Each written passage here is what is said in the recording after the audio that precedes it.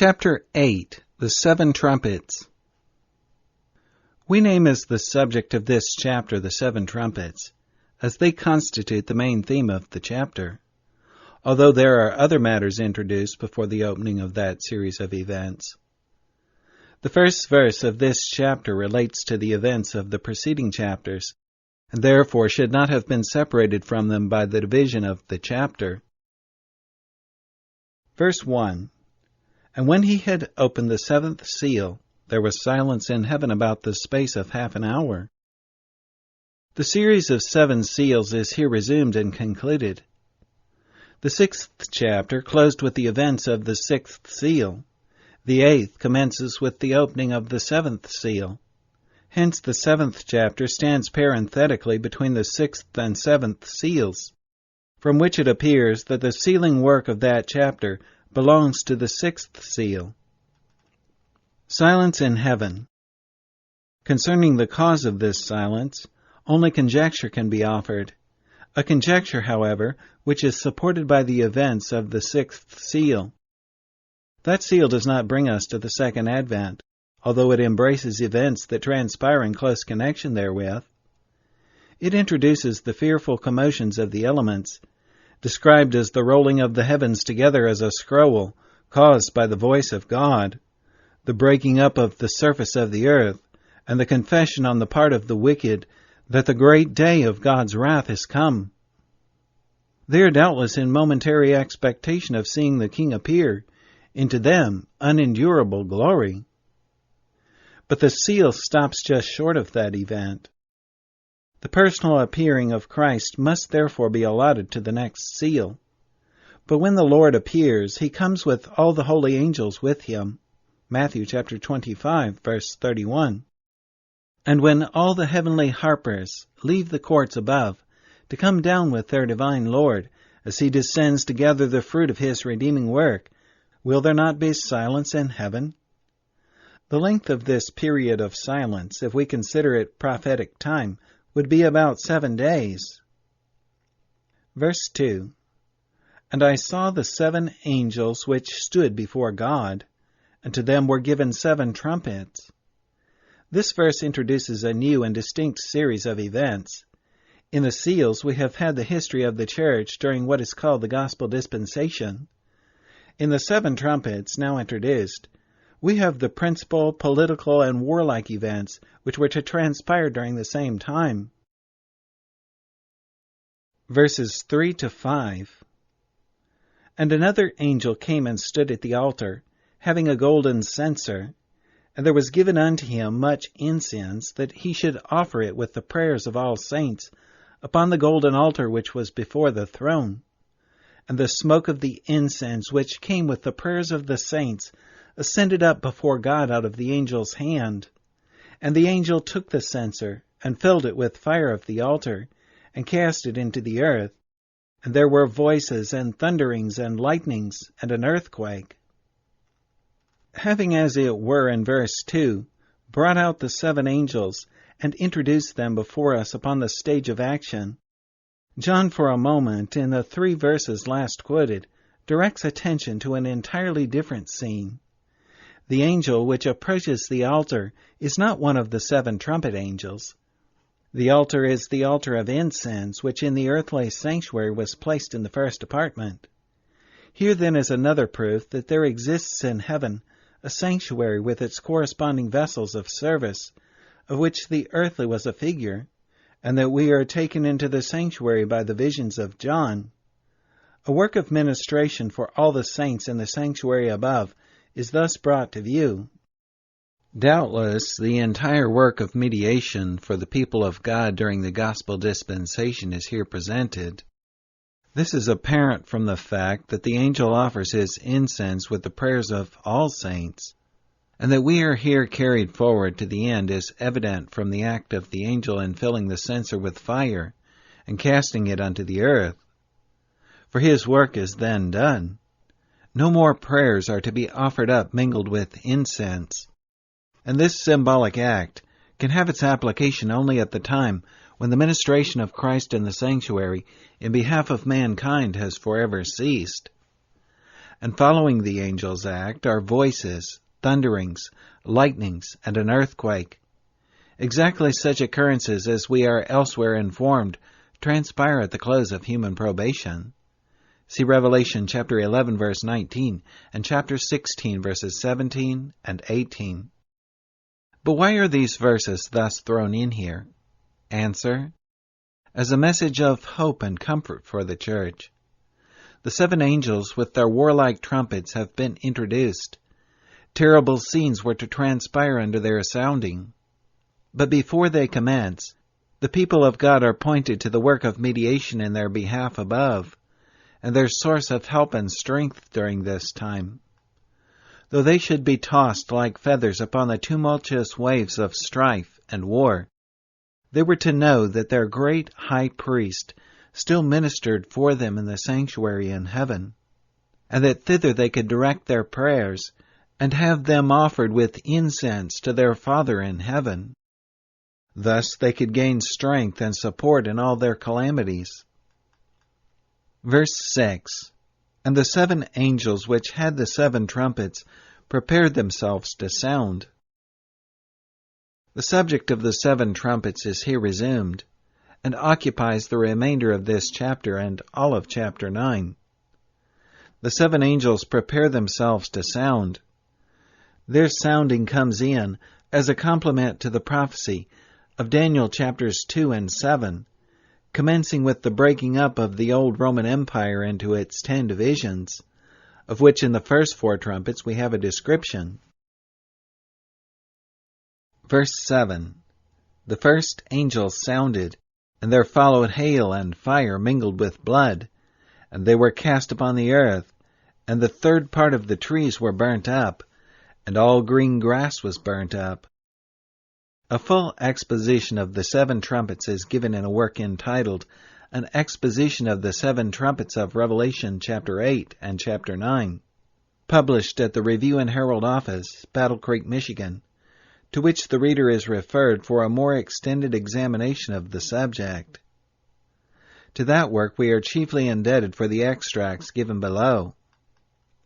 Mr. Keith has very justly remarked on the subject of this prophecy: none could elucidate the texts more clearly, or expound them more fully, than the task has been performed by Gibbon.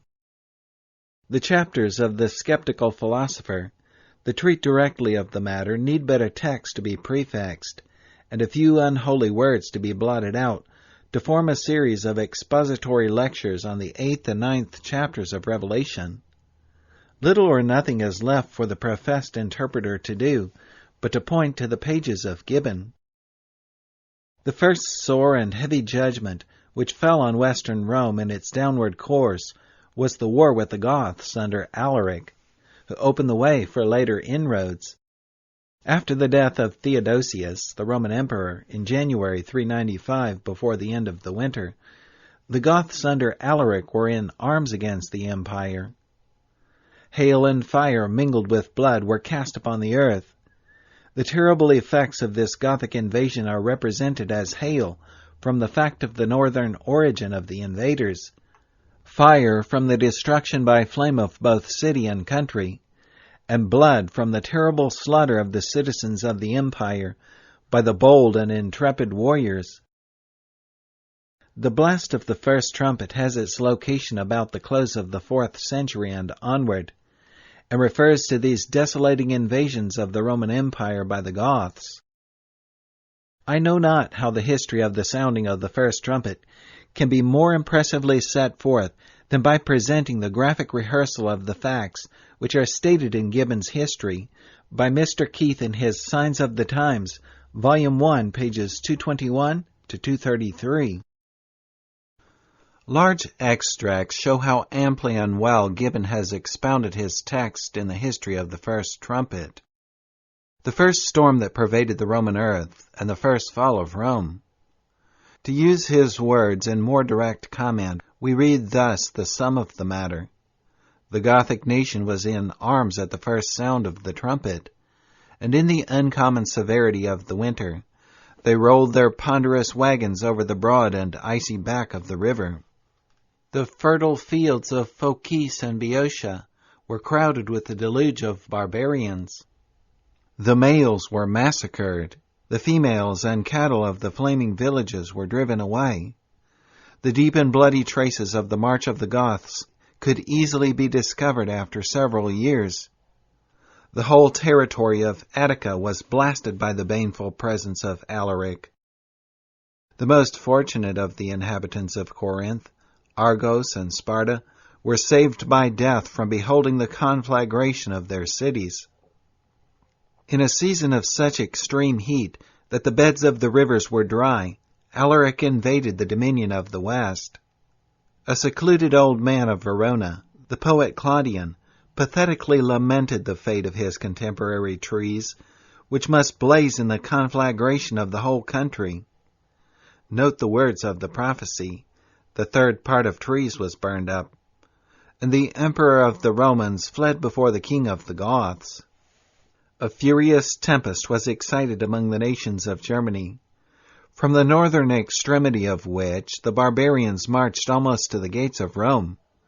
They achieved the destruction of the West. The dark cloud which was collected along the coasts of the Baltic burst in thunder upon the banks of the upper Danube. The pastures of Gaul in which flocks and herds grazed, and the banks of the Rhine, which were covered with elegant houses and well-cultivated farms, formed a scene of peace and plenty, which was suddenly changed into a desert, distinguished from the solitude of nature only by smoking ruins. Many cities were cruelly oppressed or destroyed. Many thousands were inhumanly massacred, and the consuming flames of war spread over the greater part of the 17 provinces of Gaul.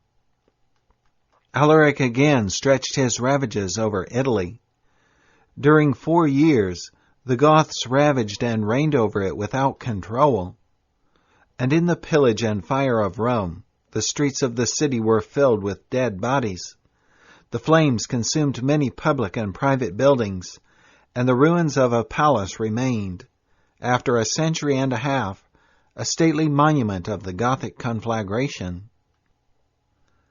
The concluding sentence of the 33rd chapter of Gibbon's history is of itself a clear and comprehensive commentary, for in winding up his own description of this brief but most eventful period, he concentrates, as in a parallel reading, the sum of the history and the substance of the prediction.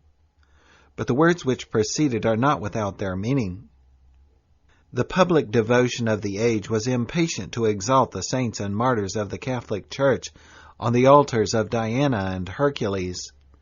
The union of the Roman Empire was dissolved.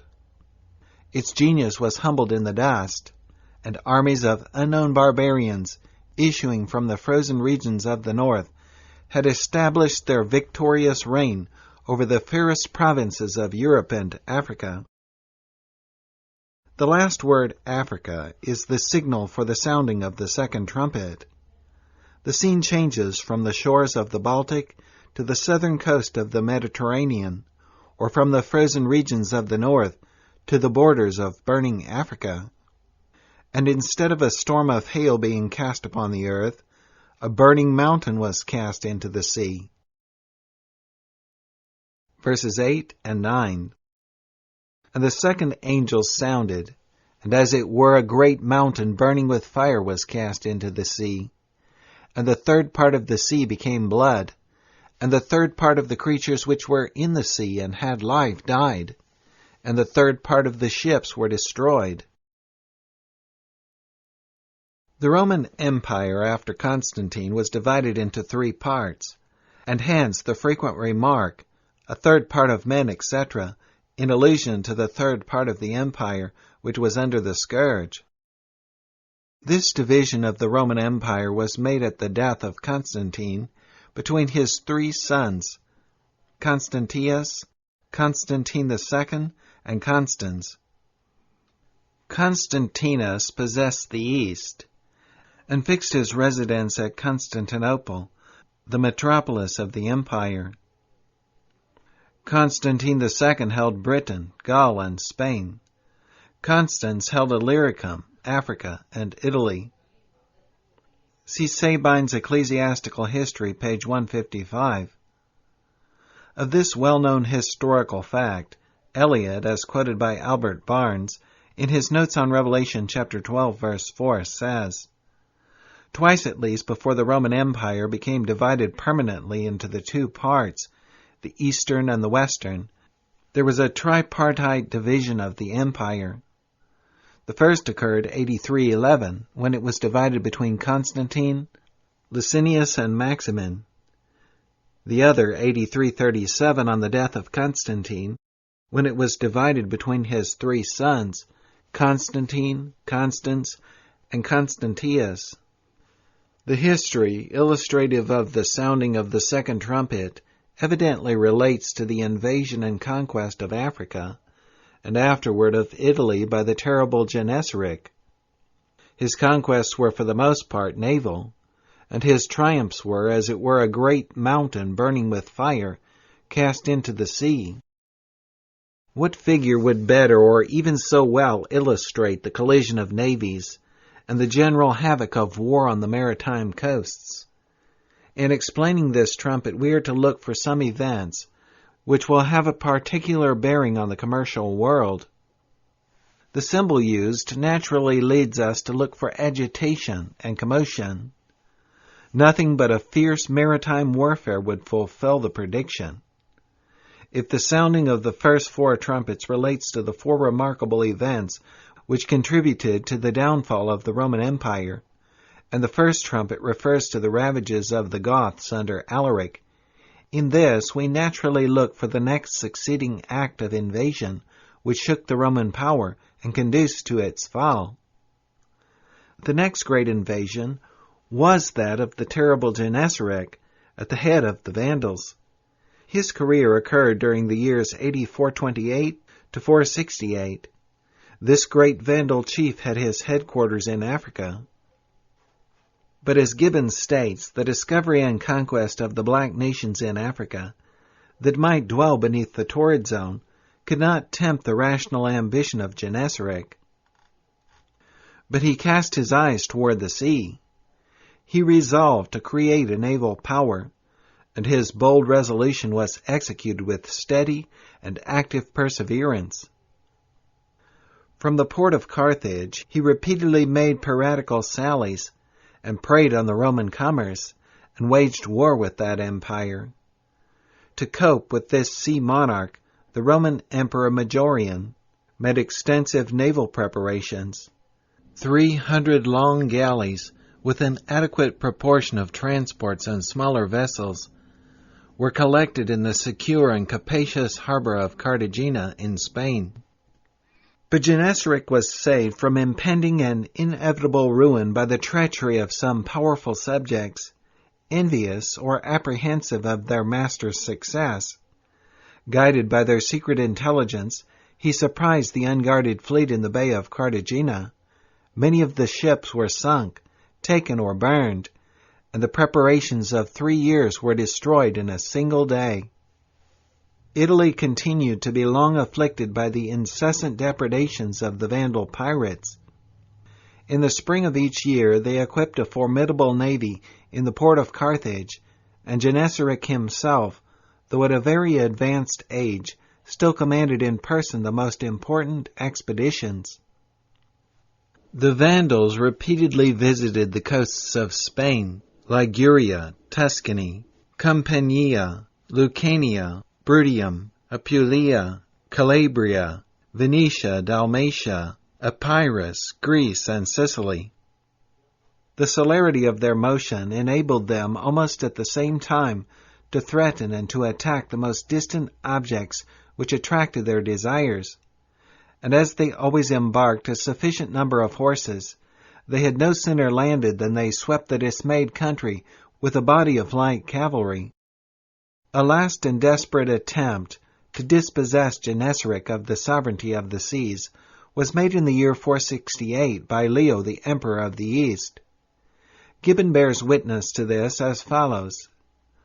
The whole expense of the African campaign amounted to the sum of 130,000 pounds of gold, about 5,200,000 pounds sterling, The fleet that sailed from Constantinople to Carthage consisted of 1,113 ships, and the number of soldiers and mariners exceeded 100,000 men.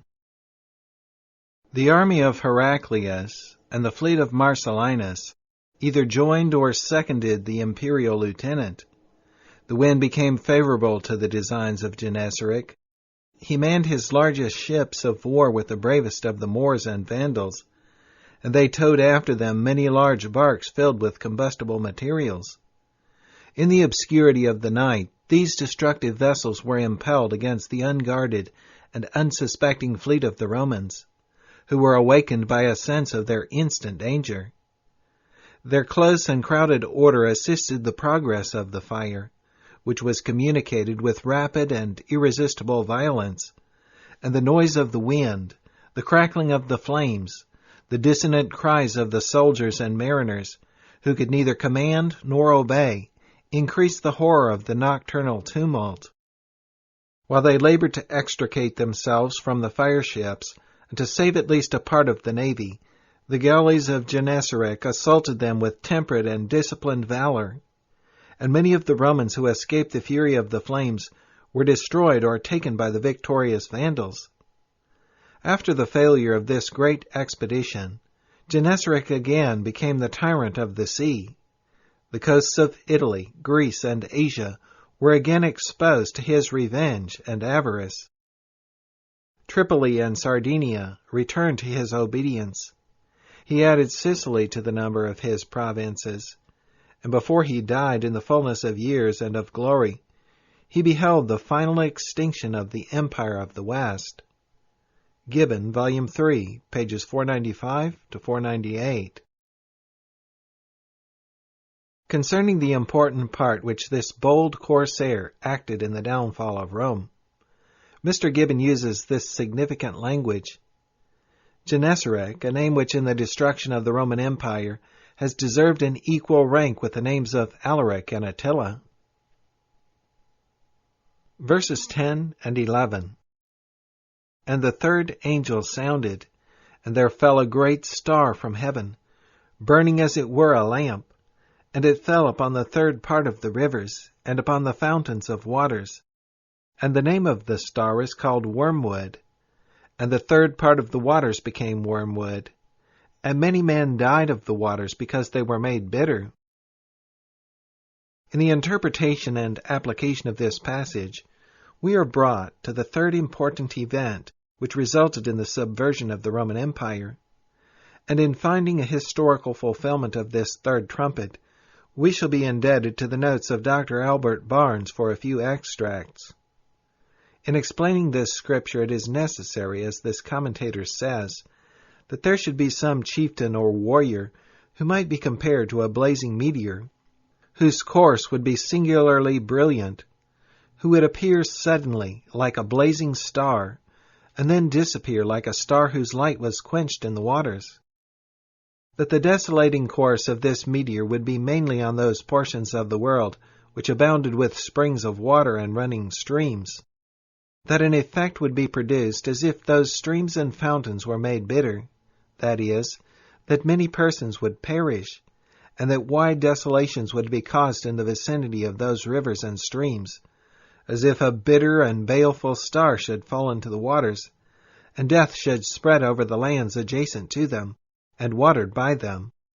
Notes on Revelation chapter 8. It is here premised that this trumpet has allusion to the desolating wars and furious invasions of Attila against the Roman power, which he carried on at the head of his hordes of Huns. Speaking of this warrior, particularly of his personal appearance, Mr. Barnes says, "In the manner of his appearance, he strongly resembled a brilliant meteor flashing in the sky. He came from the east, gathering his Huns, and poured them down, as we shall see, with the rapidity of a flashing meteor suddenly on the empire.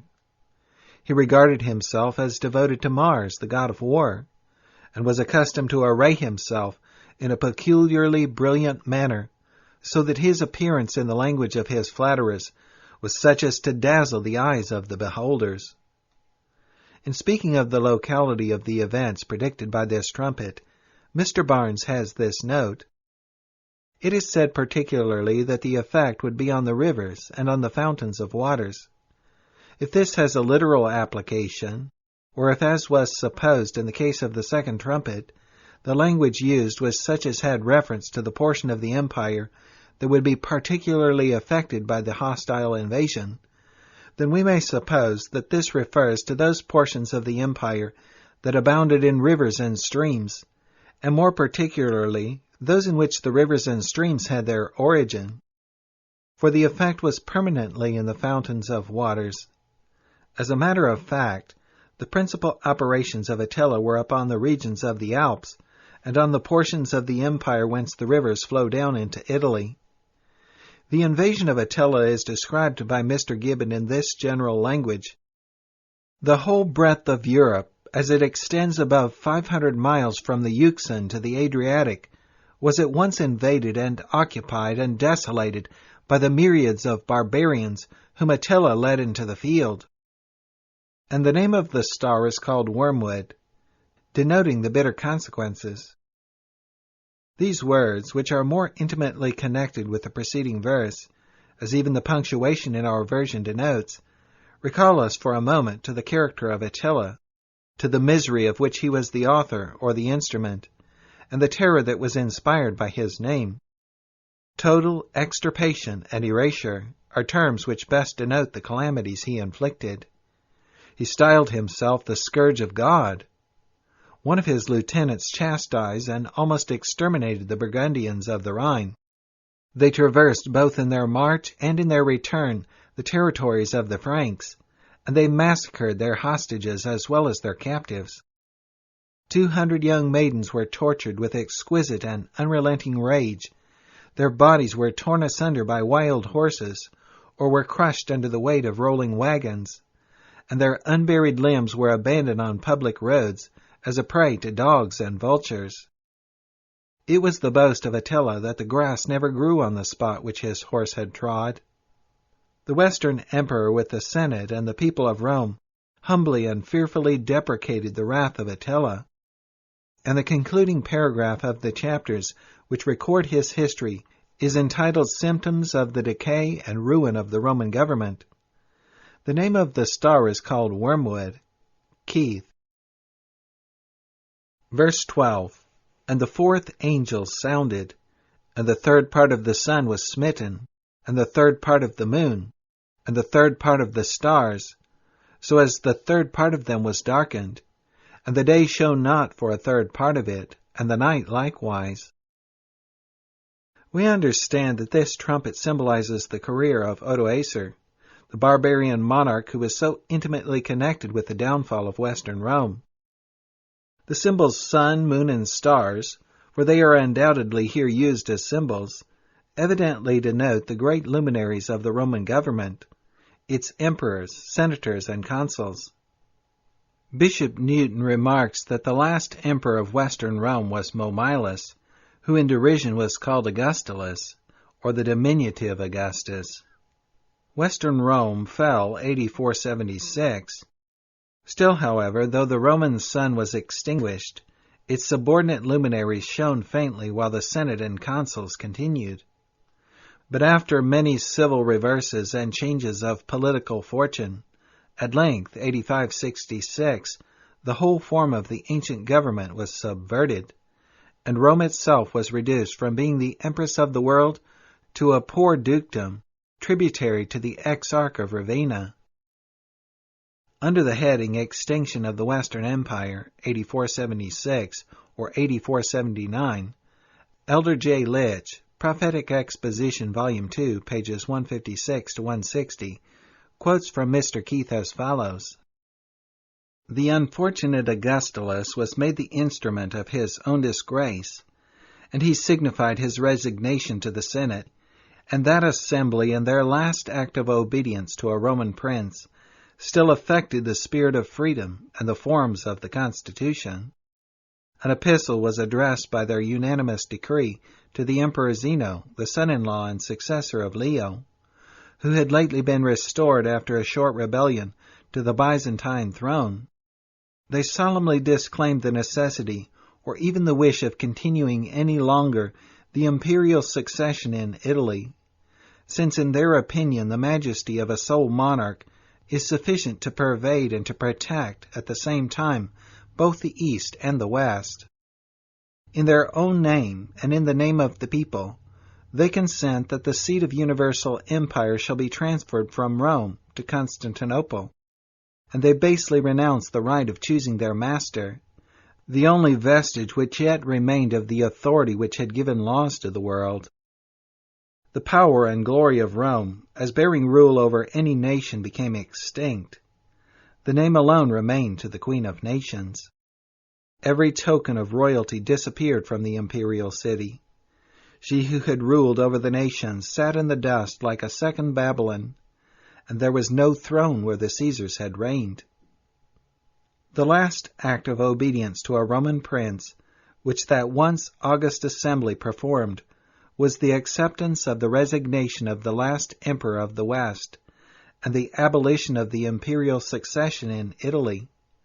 The son of Rome was smitten. A new conqueror of Italy, Theodoric the Ostrogoth, speedily arose, who unscrupulously assumed the purple, and reigned by right of conquest. The royalty of Theodoric was proclaimed by the Goths, March 5, 8493, with the tardy, reluctant, ambiguous consent of the Emperor of the East. The imperial Roman power of which either Rome or Constantinople had been jointly or singly the seat, whether in the West or the East, was no longer recognized in Italy, and the third part of the sun was smitten, till it emitted no longer the faintest rays. The power of the Caesars was unknown in Italy, and a Gothic king reigned over Rome. But though the third part of the sun was smitten, and the Roman imperial power was at an end in the city of the Caesars, yet the moon and the stars still shone or glimmered for a little longer in the Western Empire, even in the midst of Gothic darkness. The consulship and the Senate, the moon and stars, were not abolished by Theodoric. A Gothic historian applauds the consulship of Theodoric as the height of all temporal power and greatness, as the moon reigns by night after the setting of the sun. And instead of abolishing that office, Theodoric himself congratulates those annual favorites of fortune, who without the cares enjoyed the splendor of the throne. But in their prophetic order, the consulship and the Senate of Rome met their fate, though they fell not by the hands of Vandals or of Goths. The next revolution in Italy was in subjection to Belisarius, the general of Justinian, emperor of the East. He did not spare what barbarians had hallowed.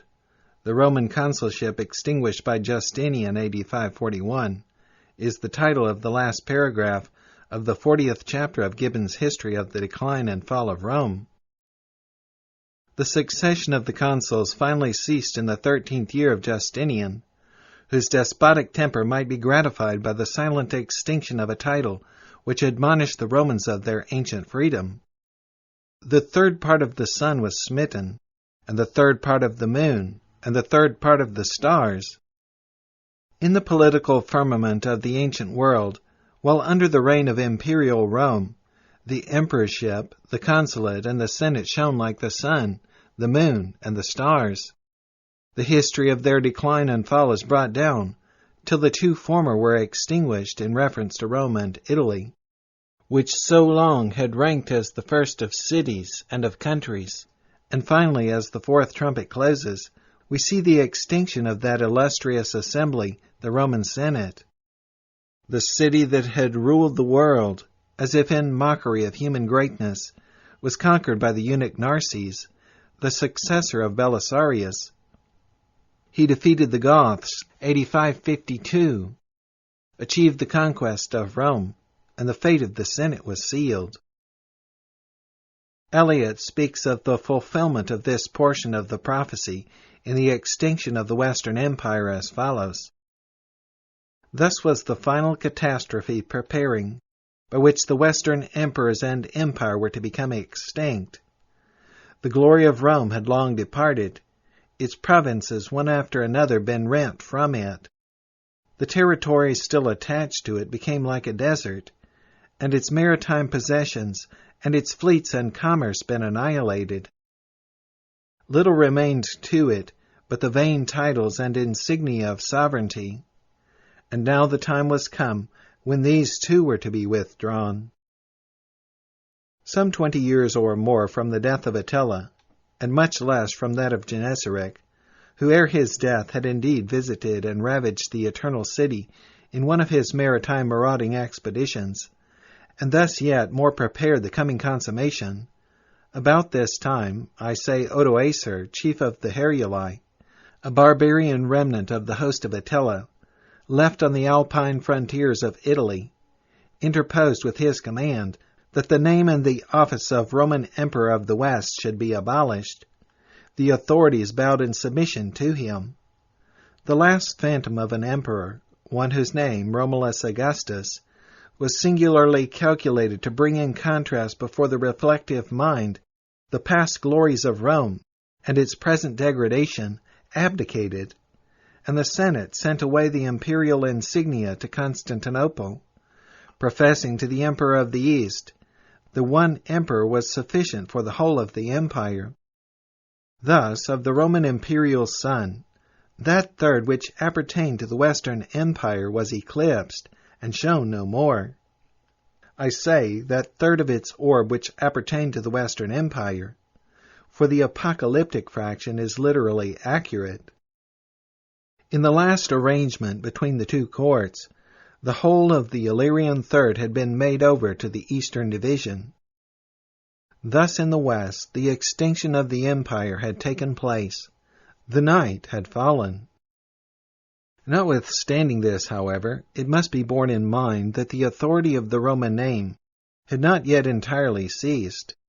The Senate of Rome continued to assemble as usual. The consuls were appointed yearly, one by the Eastern emperor, one by Italy and Rome. Odoacer himself governed Italy under a title, that of Patrician, conferred on him by the Eastern emperor. And as regarded the most distant western provinces, or at least considerable districts in them, the tie which had united them to the Roman Empire was not altogether severed. There was still a certain, though often faint, recognition of the supreme imperial authority. The moon and the stars might seem still to shine on the west with a dim reflected light. In the course of the events, however, which rapidly followed one on the other in the next half-century, these too were extinguished. Theodoric the Ostrogoth, on destroying the Heruli and their kingdom at Rome and Ravenna, ruled in Italy from AD 493 to 526 as an independent sovereign, and on Belisarius's and Narses' conquest of Italy from the Ostrogoths, a conquest preceded by wars and desolations in which Italy, and above all its seven-hilled city, were for a time almost made desert, the Roman Senate was dissolved, the consulship abrogated. Moreover, as regards the barbaric princes of the western provinces, their independence of the Roman imperial power became now more distinctly averred and understood. After above a century and a half of calamities, unexampled almost, as Dr. Robertson most truly represents it, in the history of nations, the statement of Jerome, a statement couched under the very apocalyptic figure of the text, but prematurely pronounced on the first taking of Rome by Alaric, might be considered as at length accomplished. The world's glorious sun has been extinguished, and that too which our own poet has expressed, still under the same beautiful, appropriate, apocalyptic imagery. She saw her glories star by star expire, till not even a single star remained to glimmer on the vacant and dark night. The fearful ravages of these barbarian hordes, who under their bold but cruel and desperate leaders devastated and finally subdued Rome, are vividly portrayed in the following spirited lines. And then a deluge of wrath it came, and the nation shook with dread, and it swept the earth till its fields were aflame, and piled with the mingled dead. Kings were rolled in the wasteful flood, with the low and crouching slave, and together lay in a shroud of blood the coward, and the brave. Fearful as were the calamities brought upon the empire by the first incursions of these barbarians, they were comparatively light as contrasted with the calamities which were to follow. They were but as the preliminary drops of a shower before the torrent, which was soon to fall upon the Roman world. The 3 remaining trumpets are overshadowed with a cloud of woe, as set forth in the following verses. Verse 13. And I beheld and heard an angel flying through the midst of heaven, saying with a loud voice, Woe, woe, woe to the inhabitants of the earth, by reason of the other voices of the trumpet of the 3 angels which are yet to sound. This angel is not one of the series of the 7 trumpet angels, but simply one who announces that the 3 remaining trumpets are woe trumpets, on account of the more terrible events to transpire under their sounding. Thus the next, or the 5th trumpet, is the first woe, the 6th trumpet the second woe, and the 7th, the last one in this series of 7 trumpets, is the third woe.